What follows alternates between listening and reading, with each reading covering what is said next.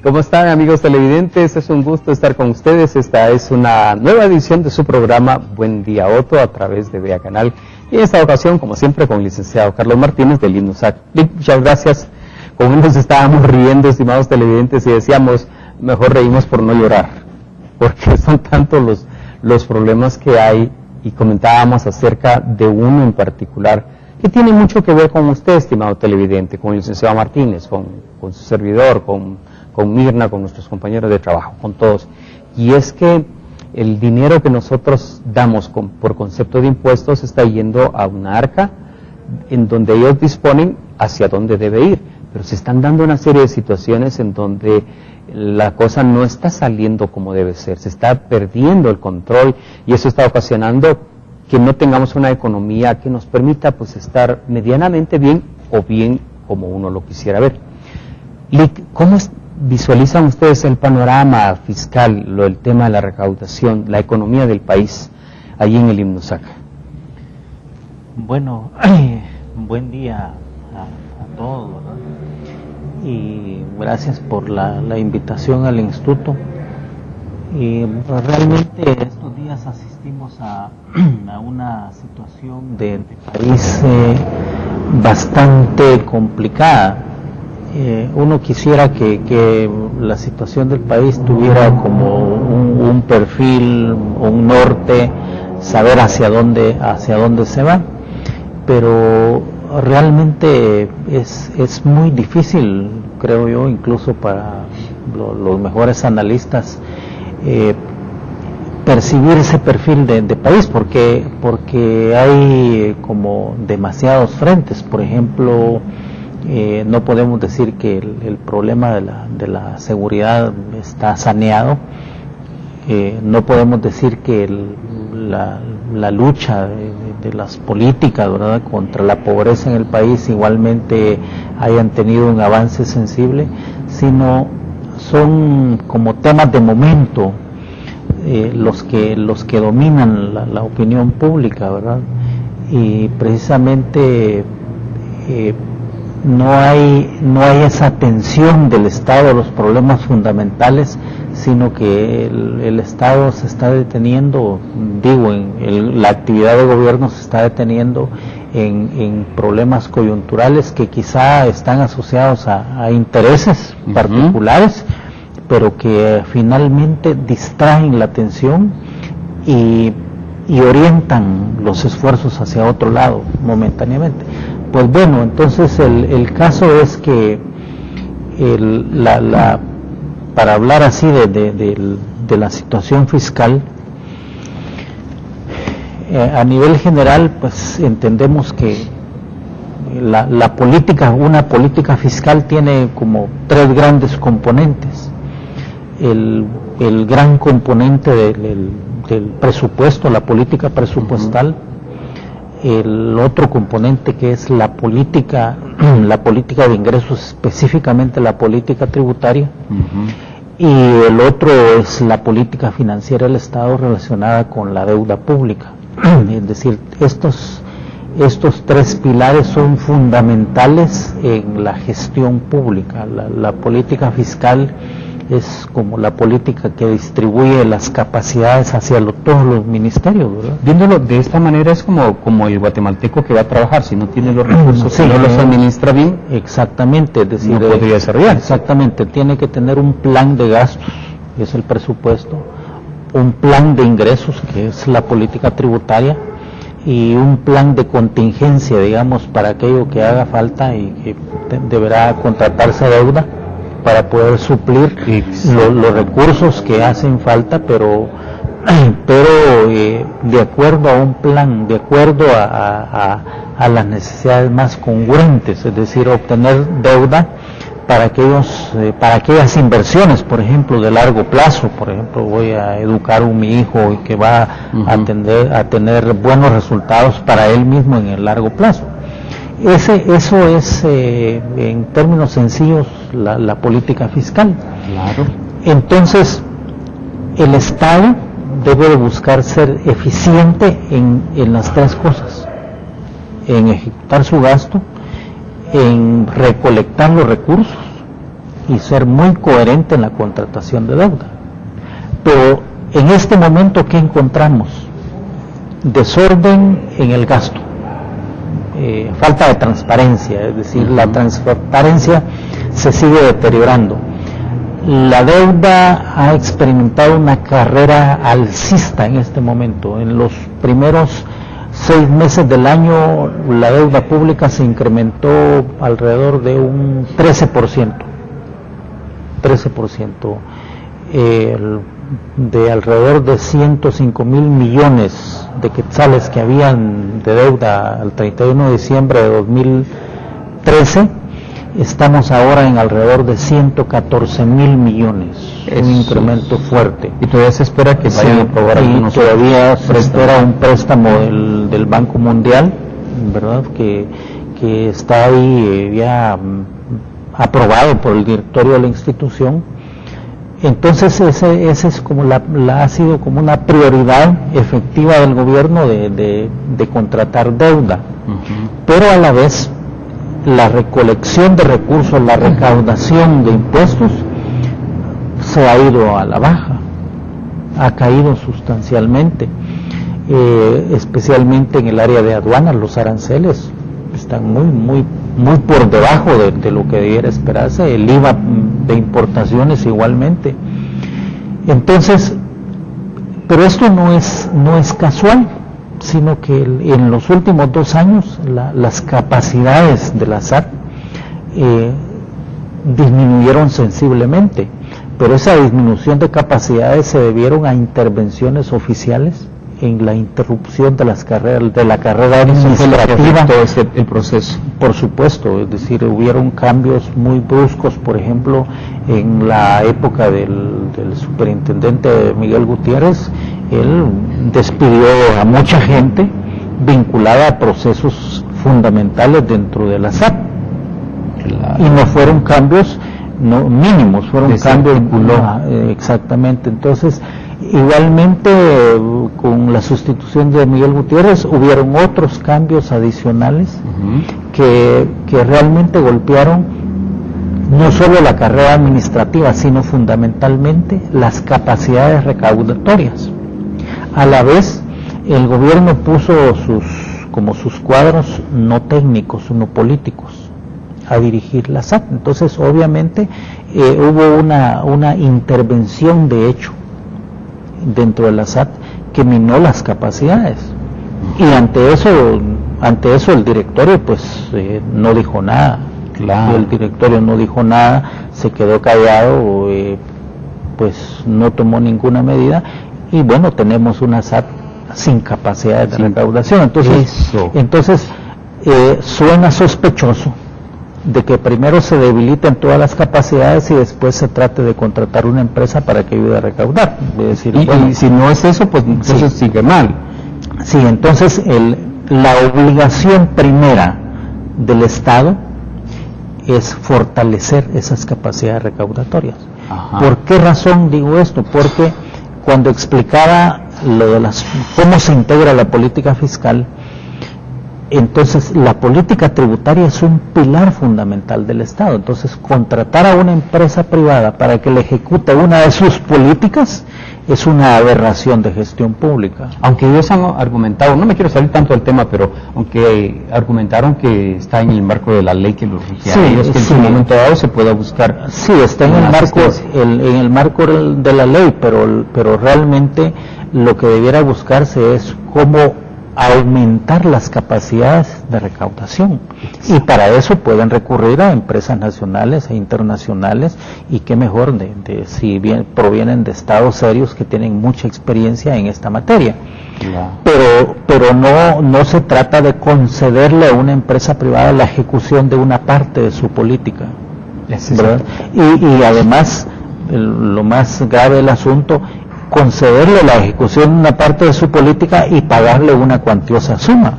Es que, ¿verdad? Entonces, eso huele a peligro. Entonces, primero se debilitan todas las capacidades internas y después se busca quien haga el trabajo. Entonces eso no suena congruente. Es un plan. Sí, pareciera, no sé si pudo haber sido un plan, pero finalmente resulta en eso.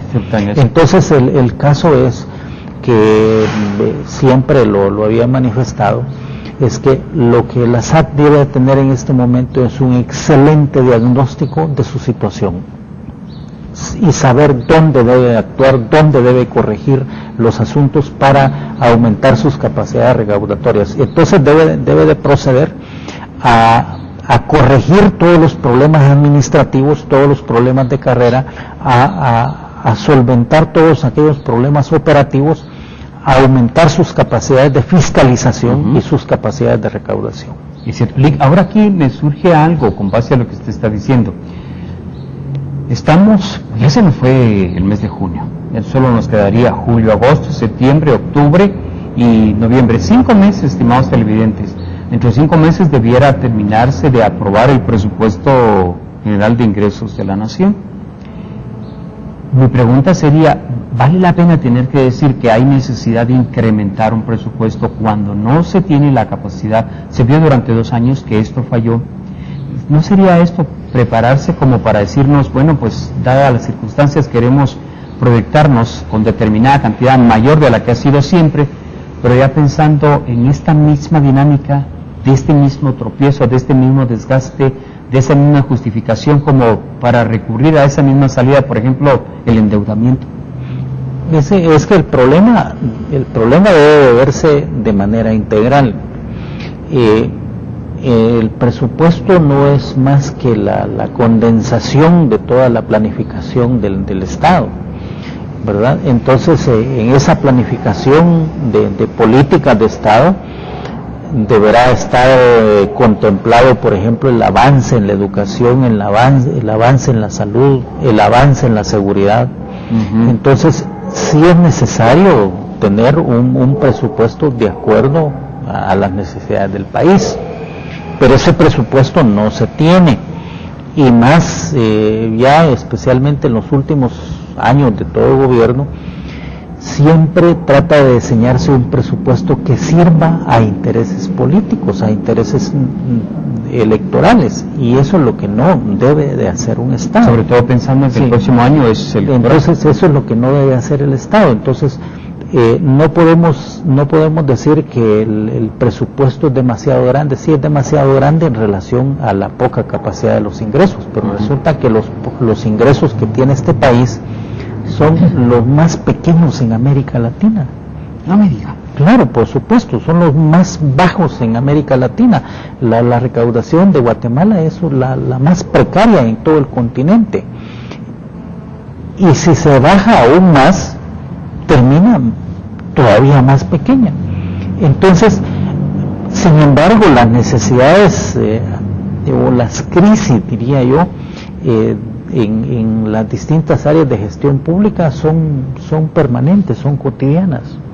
En salud, en educación, en seguridad, en la preservación de incluso hasta de la soberanía nacional.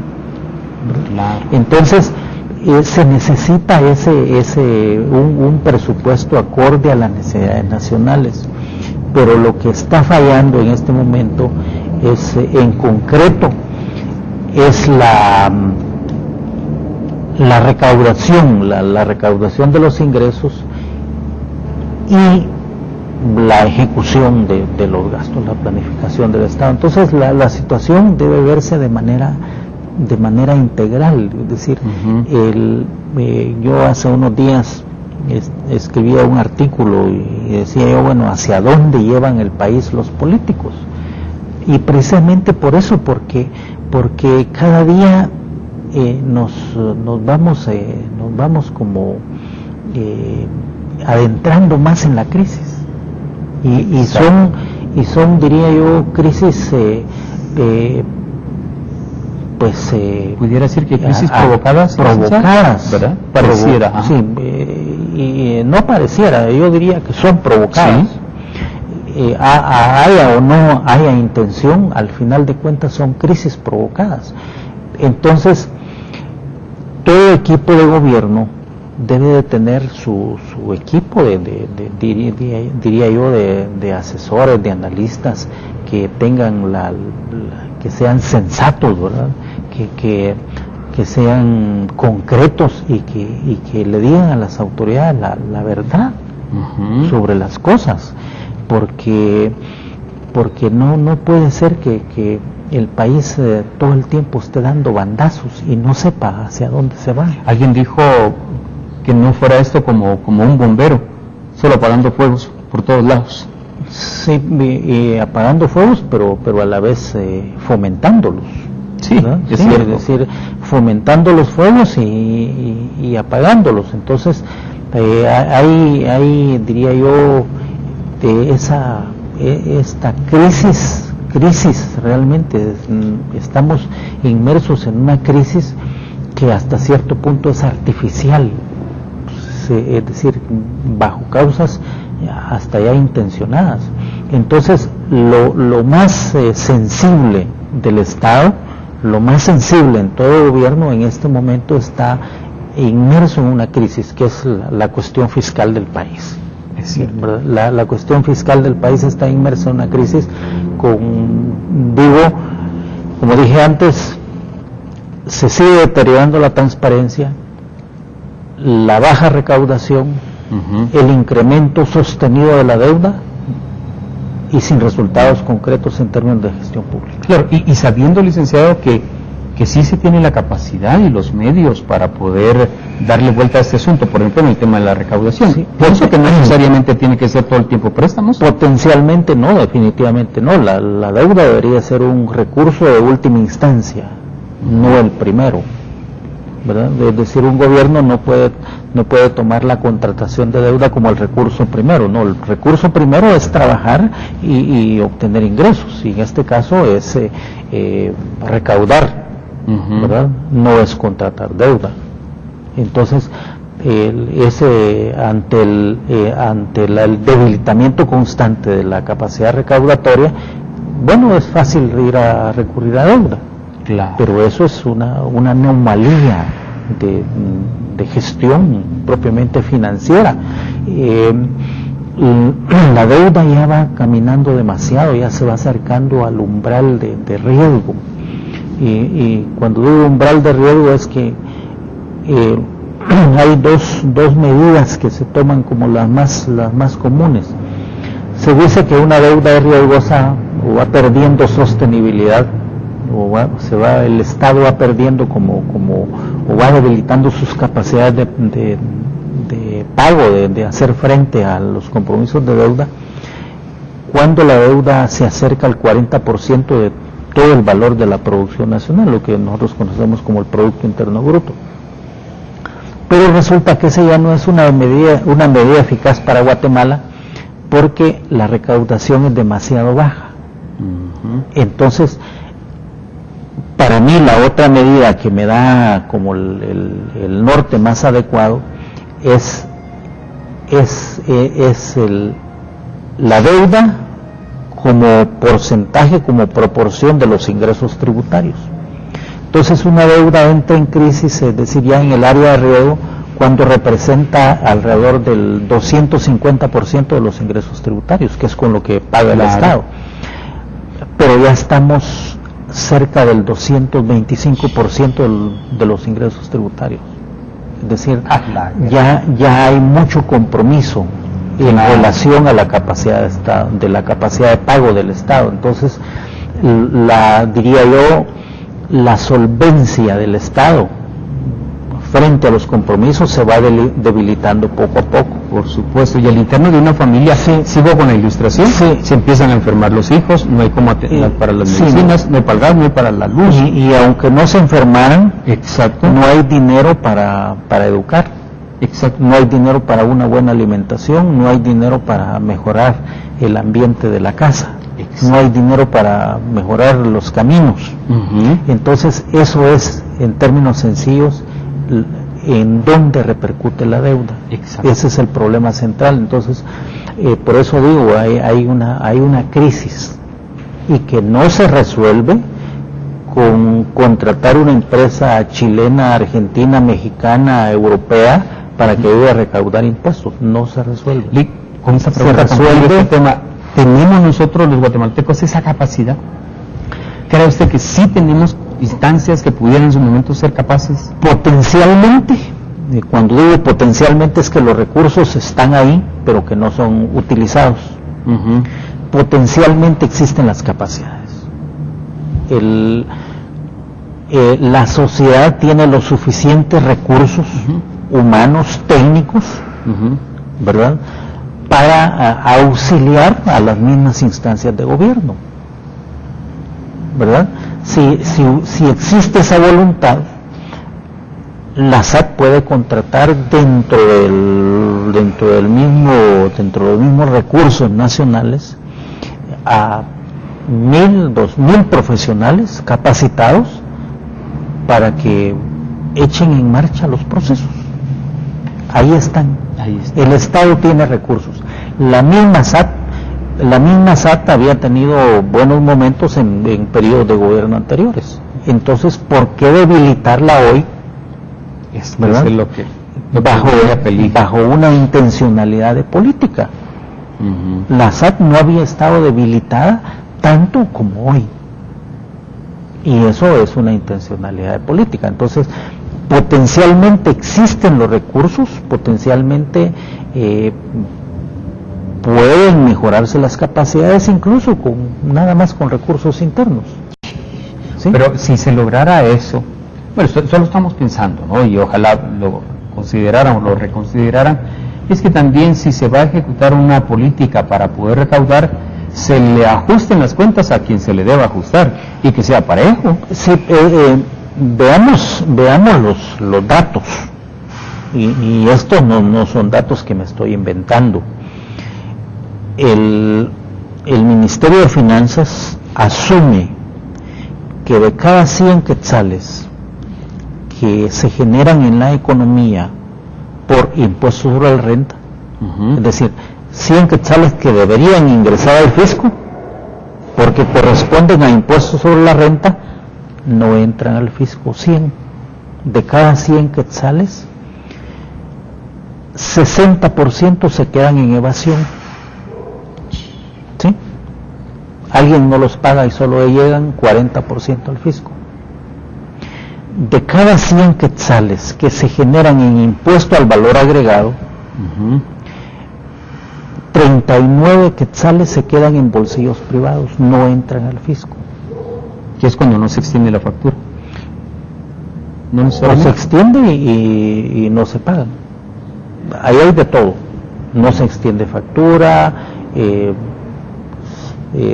se quedan en distintos procesos de elusión. Sí, pues. ¿Sí? Entonces, y son los dos impuestos más importantes que tiene de toda la estructura tributaria. Entre, no sé, a grosso modo, entre el IVA y el ISR, estamos hablando de, qué sé yo, un 75-80% de todos los ingresos del país.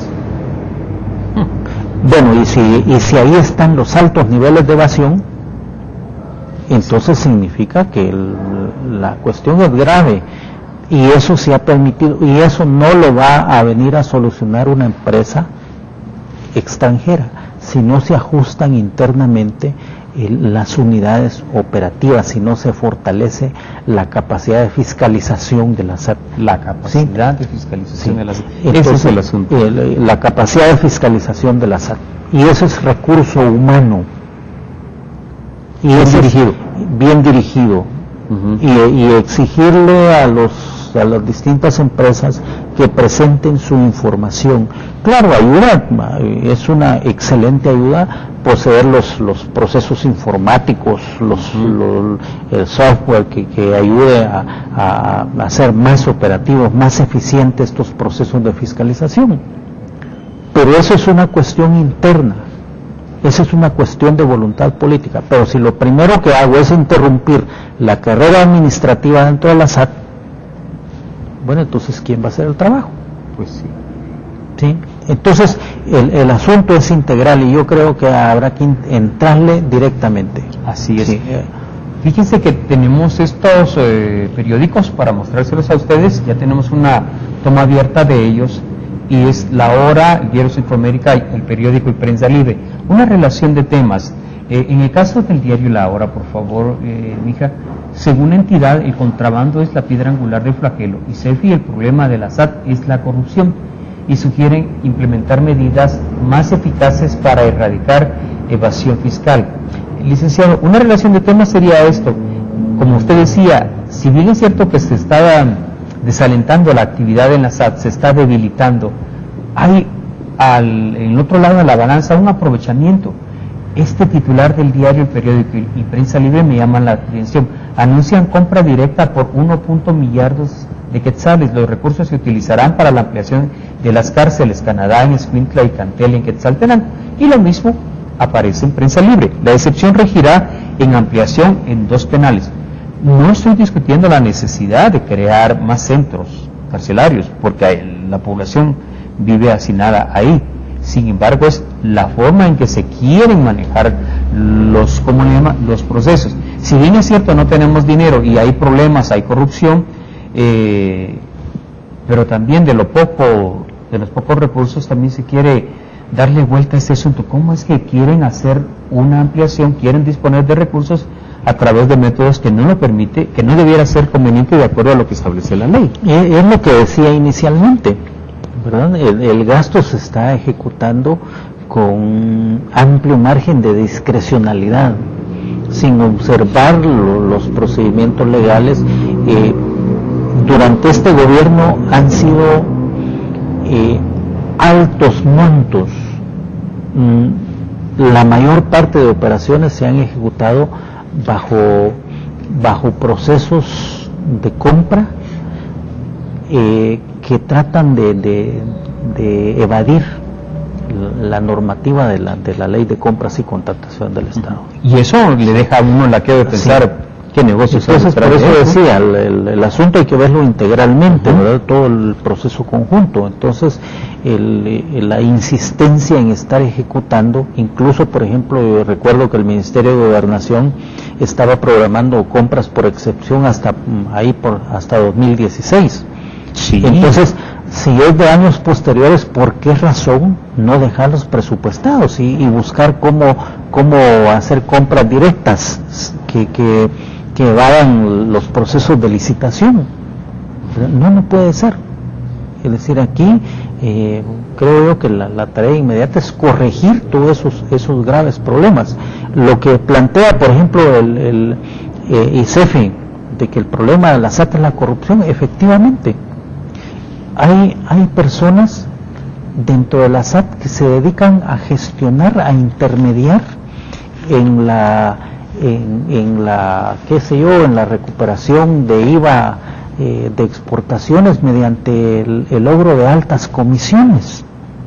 Sí, es decir, ¿por qué razón tienen que venir elementos externos a intermediar en los mismos procesos internos de la SAT? Es decir, ahí lo que hay es una enorme corrupción que no se ha podido evitar. Es decir, yo creo que lejos de evitarla se ha fomentado. Entonces, ahí hay no solo es lo que hablaba del debilitamiento de la SAT, sino también se han fomentado la corrupción. Ahora, licenciado, ¿ustedes estarían de acuerdo con lo que está establecido aquí en este recuadro del diario La Hora? Estado fallido. Según el índice de estados fallidos 2014 elaborado por el Centro de Investigación Fondo para la Paz, Guatemala se encuentra entre los estados en alerta, ocupando la posición 66 de 178 países evaluados. De acuerdo a la organización, Guatemala está cerca de convertirse en un estado fallido. El estudio evalúa el nivel de estabilidad de los países tomando en cuenta indicadores sociales, económicos, políticos y militares. Los aspectos que se tomaron en cuenta para la calificación en el país fueron la percepción de corrupción generalizada en las instituciones del Estado, así como el incremento de la migración interna y el extranjero debido a las condiciones de pobreza y la falta de acceso a los servicios públicos en las áreas naturales. Bueno, yo creo que habría que detenerse un poco en estos puntos, ¿verdad? Porque a veces como los términos a veces se utilizan así como con alguna intencionalidad política, ¿verdad? O no sujetándose a las al significado concreto de los términos, ¿verdad? De tal manera, por ejemplo, que se habla mucho, por ejemplo, de ingobernabilidad, gobernabilidad. Sí. Entonces, por ejemplo, dicen los teóricos que por ejemplo, la gobernabilidad es como un concepto límite, ¿verdad? Y voy a explicar estos puntos poco a poco. Igualmente, la ingobernabilidad son conceptos límites. ¿Por qué? ¿Por qué conceptos límites? Cuando hablamos de gobernabilidad, hablamos, por ejemplo, de una completa armonía sin conflictos. Y eso no se da en ninguna sociedad. La naturaleza de una sociedad es siempre convivir con conflictos, pero conflictos que son adecuadamente procesados, ¿verdad? Son adecuadamente resueltos. La ingobernabilidad es un término límite también porque significa que es una sociedad sin control, en caos. Exacto. Entonces tampoco se puede, sí se dan, pero es cuando los estados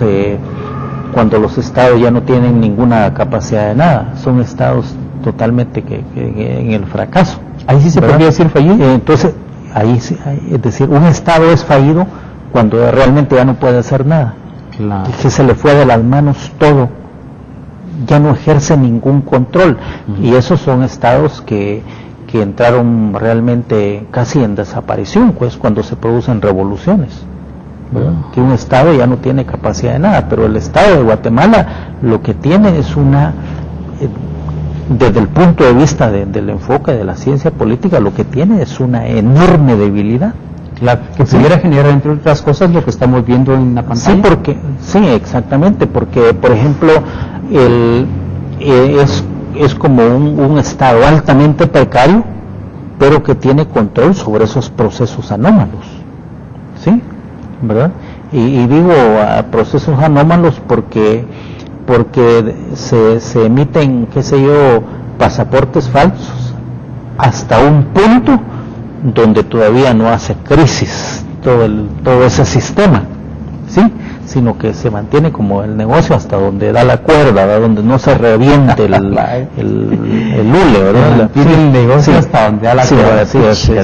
Es decir, y no se pasa de cierto límite, ¿verdad? ¿Y según donde dice usted que tienen el control? Sí, se ejerce cierto control. Lo entendí ahora. Sí.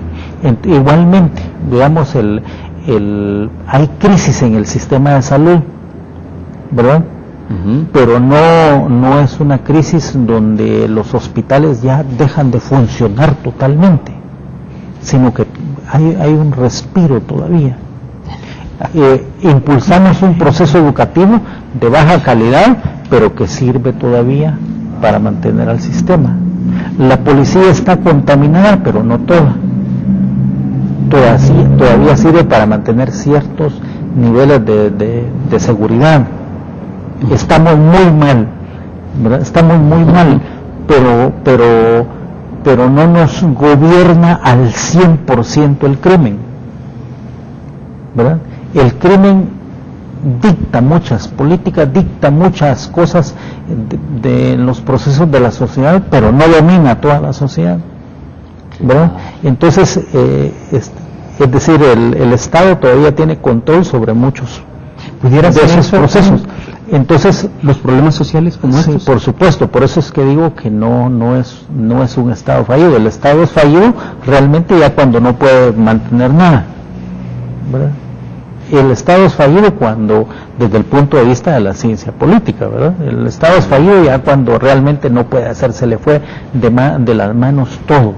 Eso es el caso de estados, perdón por el ejemplo, ¿verdad? Por ejemplo, el caso de Haití, ¿verdad? En Haití, en otros, o después de que algunos países, después de la caída del socialismo real, ¿verdad? Que quedaron sin gobierno, sin Estado.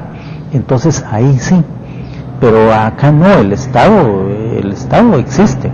El Estado tiene capacidades, por ejemplo, de apretarle las tuercas a quienes no pagan impuestos y no son parte de los privilegiados políticos. Déjeme entender algo con base a lo que está diciendo. Hasta pudiera ser entonces que parte de esa estrategia haya sido así como que estructurada para este año. Vamos a entrarle a este tema para el segundo semestre de este año, tal vez estos otros.